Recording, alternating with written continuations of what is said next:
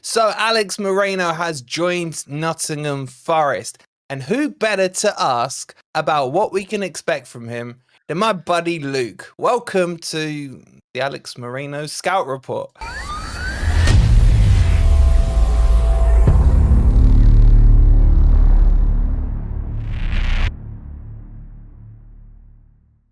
Hi guys, hope you're doing well and welcome to the Scout Report, where we'll be letting you know everything you need to know about Alex Moreno Forest's latest signing with my buddy Luke from UTV Up the Villa podcast. The link is pinned in the comments. Luke's content, I hate to admit it, is good, right? His hair's always perfect, his content's always perfect, and he's a top bloke. So do us a favor, make sure you subscribe to him. Our channel, his channel, we're like this. You've overtaken us now, Luke. Haven't you? 20.7 last I saw. Yeah, something like that. Yeah, that's the Champions League. It's only because you got Champions League, mate. Yeah, but that intro was quite nice, to be fair. I didn't even think you liked me, so yeah, well, cheers for that. I pretend on stage, right? Actually, no, I should pretend I don't like you, and then people think there's friction, and then, we could make videos about it. Anyway, good to see you, bud. How you been? Yeah, good, mate. Great that the season started again, so back into the swing of it, really. Yeah, you had a tight one against West Ham the other day. Tight? It wasn't that tight. Mate, come on, man. You were all over him, and then they got the penalty, and then you almost fell apart. You fell apart in that second. No. Come on. First off, we should have been at least 3 up, and then it got a bit tighter, and then, yeah, Duran, chaos. Duran, mate. Yeah, Duran just gave it. Do you see what he did on Instagram? And then scores at the end. So, yeah, just, good start to the season. Yeah, but wait, we are here because you've sold us one of your players. Now, I'll be straight with you, okay? My thoughts on, I'm more interested in your thoughts, but he wanted to come to Forest when we got promoted. Well, should I say the deal was made for him to come to Forest. He then turned his back on it, wrote an open letter to Batiste fans saying, I love you guys, I'm staying, this is where my heart is. Then he buggers off to Villa. So I really want to understand your thoughts on him, because he didn't join that summer, did he? Was it in the winter window that he came, or was it that summer? It was the winter one. It was Emery's first transfer window. Yeah, post Gerrard, that name you love. Yeah. I think he might have been Emery's first signing. It was either must have been him or Duran. But yeah, he was his first signing, I think. So, came from Spain to Villa, and yeah, he came and he did quite well, to be fair. So at the time he came in, who did you have left? Was Digne there at that stage? Yeah, so it was Digne. I think it might have just been Digne, I think. Yeah. Yeah, and was he injured or fit? Was there any competition in that place, basically? I can't remember. I'm testing your knowledge now, mate. You can't remember yesterday. Yeah. I can't really remember, but what did happen is Moreno made that position his own. Yeah. And if you remember, we were pretty much near the bottom of the league. Yeah. And then we went on the big mad flurry with Emery, and we finished 7th. So Moreno was really instrumental to the way that we played, because our left back acts as a winger.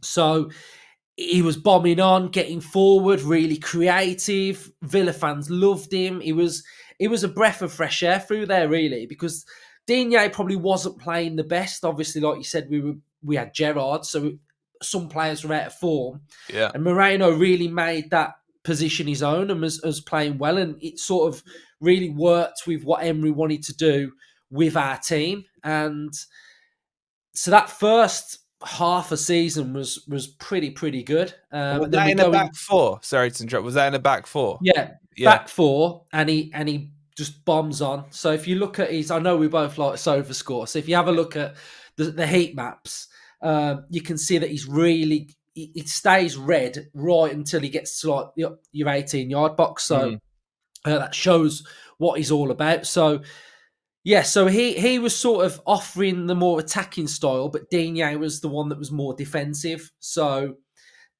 that we were kind of utilising Digne sometimes when we needed a bit more structure, and then they were basically playing like a sort of like a 60 like 30. Moreno would Mm. play 60, Digne would play 30, and that's how that combination was working really. So would he ever get through a whole match, or was it always one of those It pre-sub was. playing? Was it dependent if you were in the lead and it was tight, then maybe you'd bring him off and bring Digne in, that kind of thing? Yeah, it was like quite a tactical switch, really. Mm.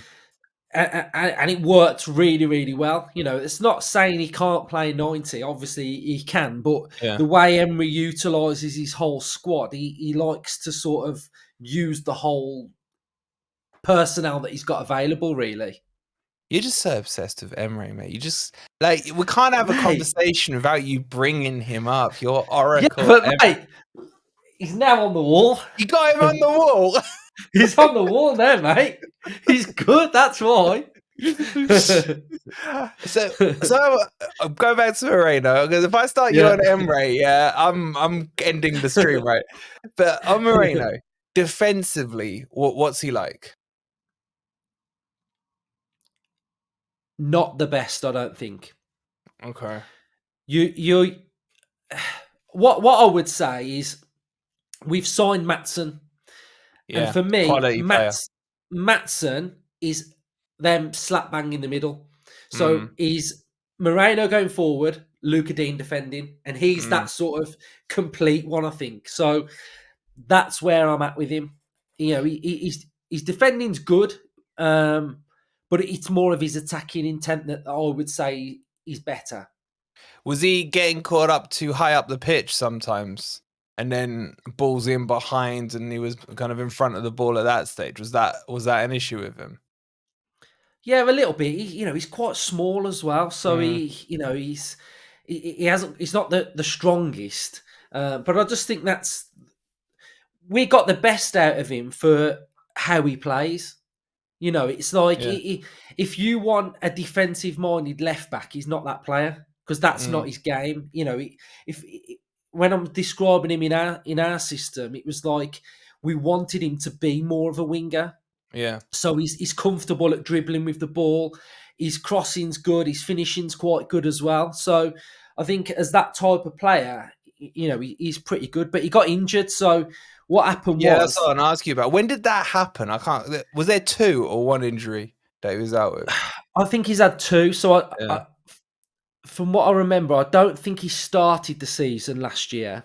Yeah. And, you know, without a pre-season, it's a struggle for any player, isn't it, to get back up to speed. And you know, Luca Dean last year, he went up in everybody's estimation. Like, I'd probably say going into last year, everybody was favouring Moreno.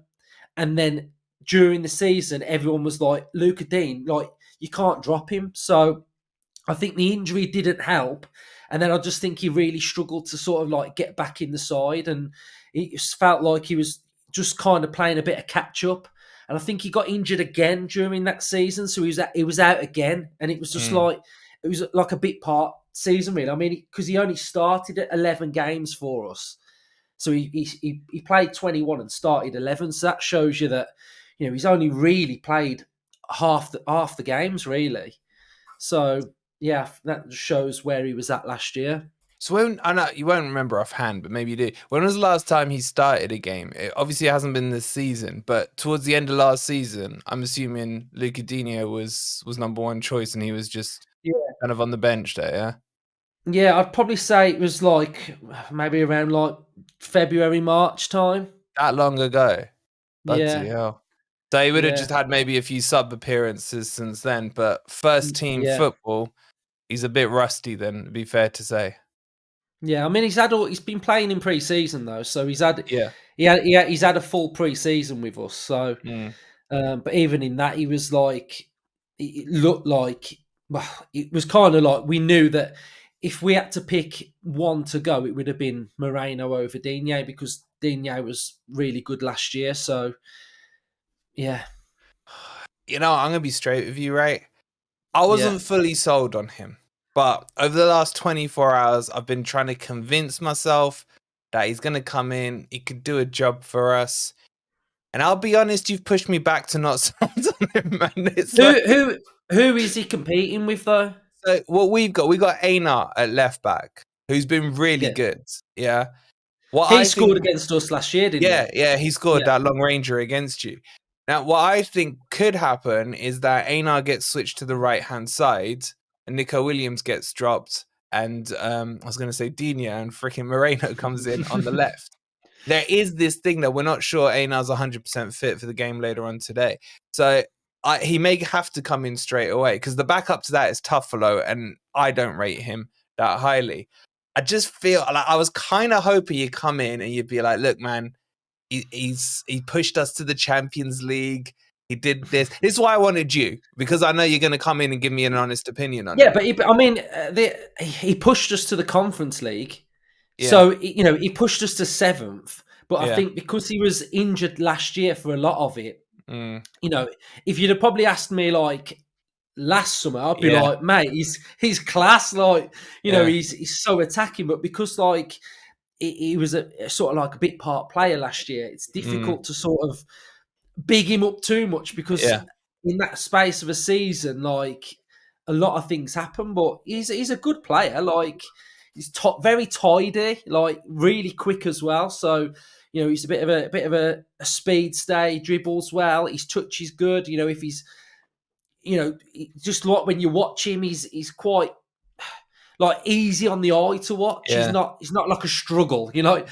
Some players you watch him and you're like, he's hard work to watch. He's, we got a few of them, mate. He's pretty tidy. So yeah, I think he'll. I was gonna. Do you know how the new thing is now? The Pep thing is the fullback comes up inverts. Is he still more old school? Does he like to kind of get out wide, link up with the left winger or the left midfielder, or is he one of these kind of new schooled ones who looks to invert? No, he'll look to like go on the overlap. So is it Alanga that's on the left? Nah, Hudson-Odoi. Okay, so he'll probably get a good partnership with him. Because he'll just like be overlapping and it'll create space. So, I think his attacking role he's good. So, I think it's a tidy player for you. To be fair, yeah, it's like I'm still mixed, right? I'll tell you why. Because what you're saying about him attacking, I really like. Because when Einar gets forward, what we tend to do is Murillo will shift out to almost a left back-ish position, if you know what I mean. They'll shift across that way, and he'll pick up the pieces. With his pace, he can cover Einar until he gets back. So I'm kind of hoping this will work in the same way, that Murillo just shifts across, gives him some freedom to go forward.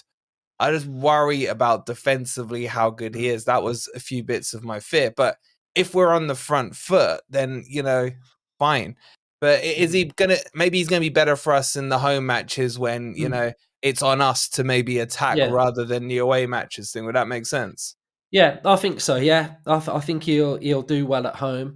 Again, he's gonna need help from his wingers. So if I don't know whether they're any good at defending or helping out, so probably he's going to need a bit of help. If he's just being left 1v1, then he's probably going to struggle a bit. But I think if your system works well, then he should do fine for you. Let me give you one last question. Go on then. Be honest with me. Were you upset that he left? Well, he's not been here that long, has he? He's been here a year and a half. Then say an answer there. Come on, man. We've known each other long enough now. Don't give me this freaking politically correct answer. I wasn't really bothered. No, I wasn't really bothered. Okay. No, I mean we've just spent 37 million on Maatsen, so he's good, man. I wanted him last summer. Because he'd been on loan at was it Burnley in the Championship, wasn't it? Before that, and he looked really, you bastards, man. I'd have taken him. Yeah, 37 you paid. Yeah, so he's it's looking good. He put sort of like a little pre-assist into Ramsey for the goal on the weekend. So that annoys me. I've got him in my fantasy team. I needed that as an assist. Yeah, I rate him really highly. Yeah, I don't know whether he'll start today either. So he might not start today either. So great. Henry likes to bed his players in a little bit as well before he starts playing them properly. Billy Bloods. Yeah, he does. Listen, mate, You're giving us some food for thought, big time. Yeah, I appreciate you coming on. And guys, this is why I wanted Luke on. He's always honest about his opinions. And that's why, in my opinion, he's the best Villa channel out there. So make sure, let me remind you again, go subscribe to his channel. All you got to do is click that blue link in the title. It'll take you straight there. Hit subscribe. And Luke, of course, we're going to be doing some stuff at some point. And then when Forest play Villa, yeah, we're still on for that. Yeah, definitely. We'll repeat the 2-0, mate. Well, I remember the Murillo chat last year, and I got told to watch out for him, and mate, he had the worst preseason I've ever seen. Really, really. But he was fighting against Boly. But we'll get into that when we face Villa. So, guys, please do hit the like, subscribe if you do, and make sure you subscribe to Luke as well. Get your thoughts in on Moreno. Now Luke's told you about it from a Villa perspective. Are you more or less convinced about him? Let me know. We'll see you later on the watch along. Come on, you Reds.